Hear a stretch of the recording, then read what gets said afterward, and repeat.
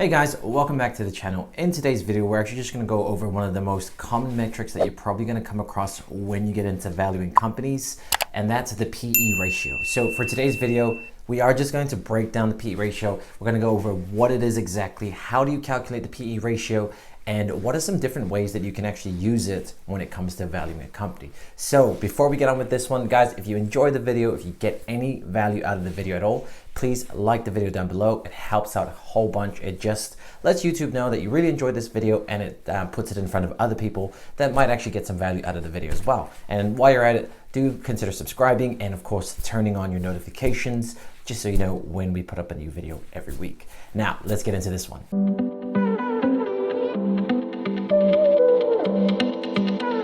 All right guys, if you are new here, my name is Marcus and I do make a video every week, or try to make a video every week, talking about personal finance, investing, and really just trying to help you, get a little bit better with your money and hopefully help you get a little bit closer to your financial goals.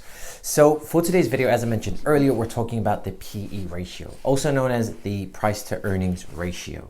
Now, what exactly is the price to earnings ratio? The price to earnings ratio is a metric that's actually commonly used, probably the most commonly used metric to use when it comes to quickly evaluating how cheap a company is, right? So the price to earnings ratio basically means how much are you willing to pay for the earnings of a company, right? Now we'll get a little bit deeper into that, but first let's break down what the PE ratio is. So the price to earnings ratio is actually calculated by taking the price of a stock, right? You can Google whatever price of the company you're looking at, and that's going to be divided by the EPS, or earnings per share.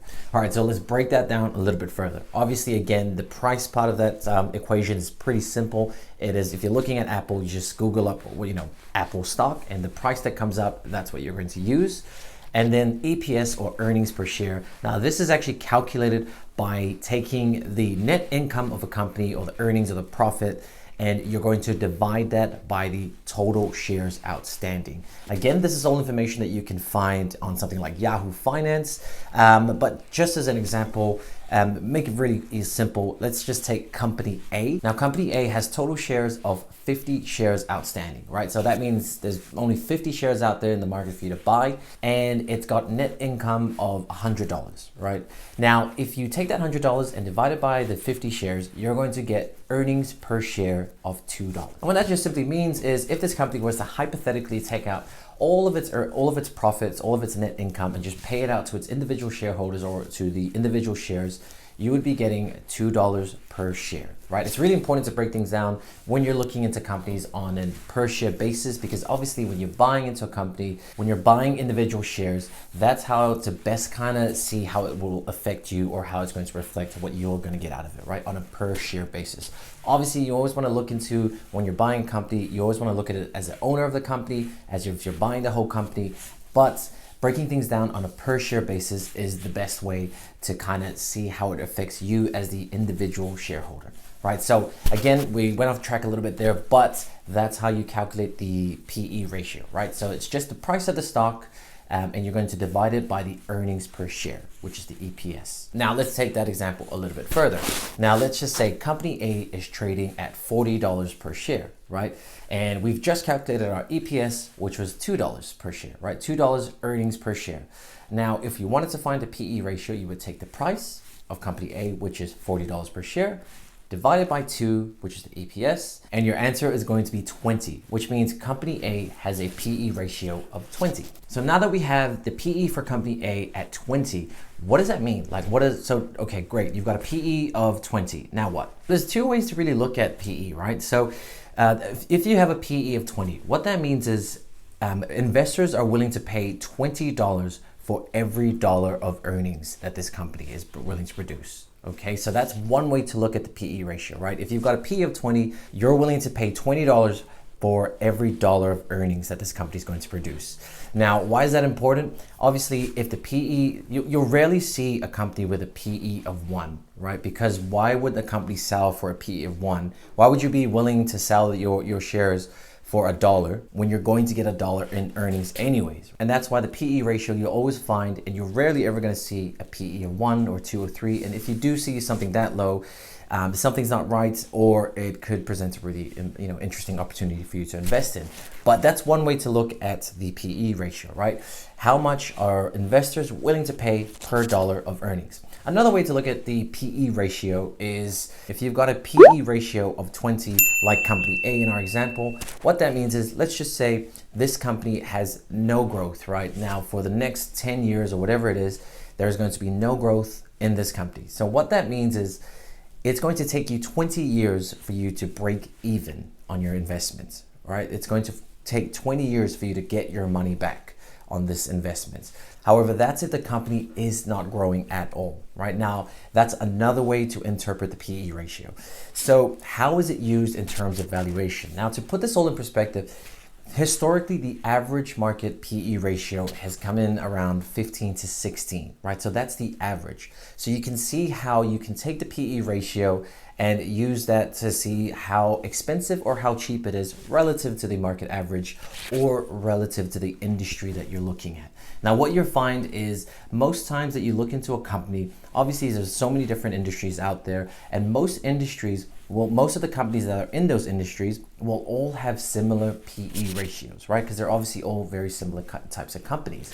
And so if you were, for example, have an industry that has an average PE ratio of 20, and then you see a company with a PE ratio of 10 or the PE ratio of 50, you can kind of see how, use that to compare those companies to see which one is cheaper, relative to its peers. Right now, for our example, in using the market average, so if you see a company that's kind of trading below, let's just say at a PE ratio of 8, that could be a really interesting opportunity for you to look at. Or likewise, if the company is trading at something, like 700, which, by the way, the Teslas, the Amazons of the world, they are trading well into those multiples. And then you can obviously take a quick look and see, wow, this is an extremely expensive company. However, it's not that cut and dry, right? I wish it was that easy. I wish it was that cut and dry, but it rarely is when it comes to investing. Now, does this mean that we should just look at companies with PE ratios well below the the market historical average? Look for companies with PE ratios below 10 or below 5, or should we just now ignore all companies that have a PE ratio of say above 30?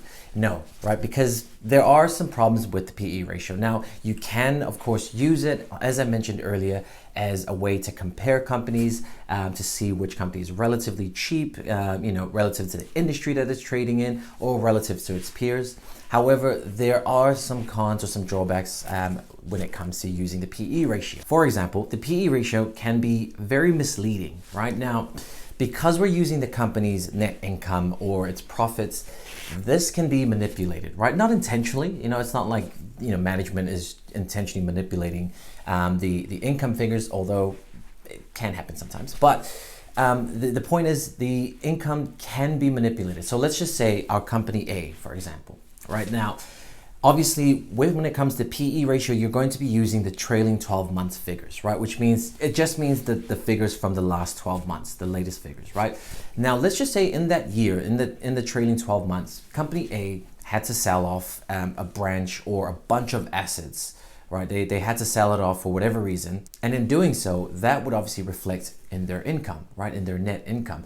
Let's just say they, to keep it simple and easy, they end up doubling their net income because of this sale. Right now, instead of earnings per share of $2, which was in our previous example, now it has earnings per share of $4. And the price, of course, has still remained the same at $40 per share.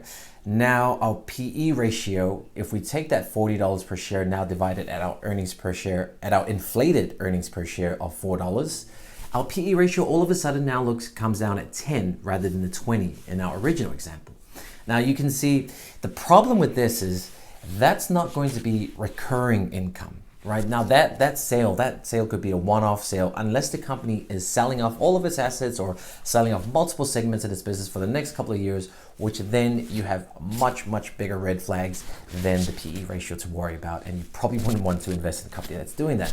But the point is, that's not going to be the same next year, right? That inflated earnings or that inflated net income that they used for the trailing 12 months is not going to be there next year. So you could mistakenly just look at the company and see, oh, it's got a PE ratio of 10, it's cheap, I'm buying it, right? And then obviously the next year comes around, the earnings look nowhere near as good, the stock price will most likely, drop, whatever it is, but you get the point, right? It's you bought into it thinking it's one thing, but it's really not, right? So it can be quite misleading in that way. Another way it can actually really mislead you as well is, let's just say now that you've established the market average is 15, right? The PE ratio for the historical average is 15.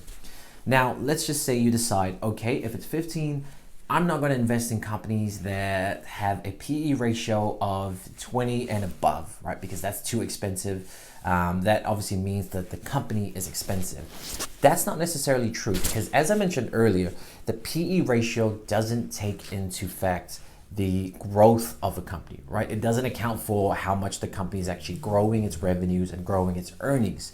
So if you end up passing up on a company just by looking at it and it has a PE ratio of 30, then you're most definitely going to miss out on a lot of wonderful businesses. And what I mean by that is, let's just say a company has a high PE ratio of 30, right?